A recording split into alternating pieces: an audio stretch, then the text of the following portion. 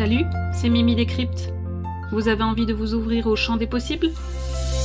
Vous êtes au bon endroit.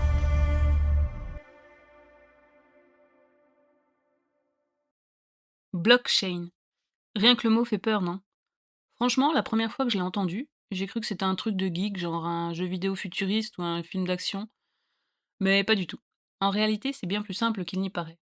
Alors respire un bon coup, je vais te décrypter tout ça. Une blockchain, c'est en fait un grand cahier numérique, partagé entre plein d'ordinateurs partout dans le monde. Dans ce cahier, on enregistre des informations comme des transactions, des contrats, des échanges. Et une fois que c'est inscrit, plus personne ne peut le modifier. Jamais. C'est gravé dedans pour toujours. Et ce cahier, il est public. Pas dans le sens où on sait qui tu es, mais dans le sens où tout le monde peut vérifier qu'une transaction a bien eu lieu, sans qu'aucune autorité centrale puisse la censurer ou la falsifier. Je vais te donner une image simple. Quand tu achètes un téléphone, le magasin te donne une facture.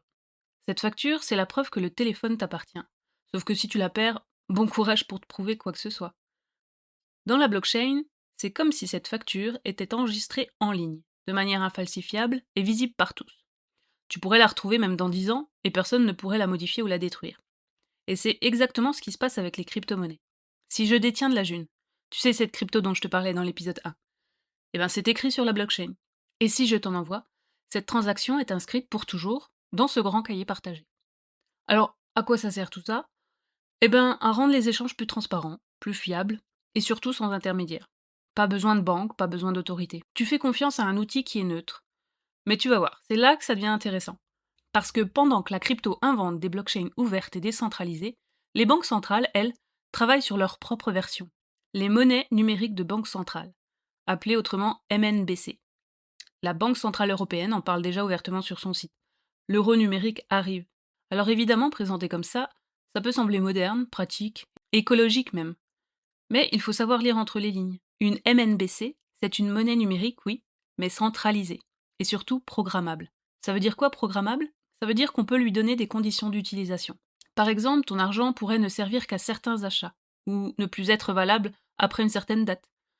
Imagine un peu ton allocation carburant bloquée pour l'achat d'un billet d'avion ou tout simplement parce que tu as dépassé ton empreinte carbone ce mois-ci. Tout ça devient techniquement possible. Et quand on comprend le pouvoir que donne une monnaie programmable, on comprend aussi le risque qu'elle fait peser sur nos libertés. Alors évidemment, mon but n'est pas de te décrire un schéma catastrophe, mais bien de te faire comprendre l'univers dans lequel on vit.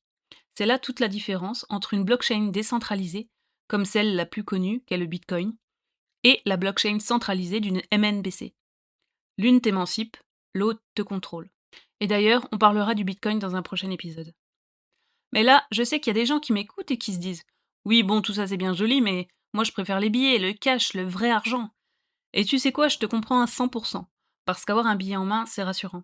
Tu le vois, tu le touches, tu l'échanges, mais en réalité, ce billet-là, il n'a pas plus de valeur qu'un chiffre sur un écran. Sa valeur, c'est nous qui la lui donnons, collectivement, parce qu'on y croit. J'aurai aussi l'occasion de te faire un épisode sur la valeur de la monnaie. Mais sache que depuis la fin des accords de Bretton Woods en 1971, l'argent n'est plus adossé à l'or. Ce qui fait que depuis, aucune monnaie au monde, pas même l'euro, n'est adossée à une valeur réelle. Alors ce que tu tiens dans la main, ce n'est pas un morceau de richesse, c'est une promesse de valeur.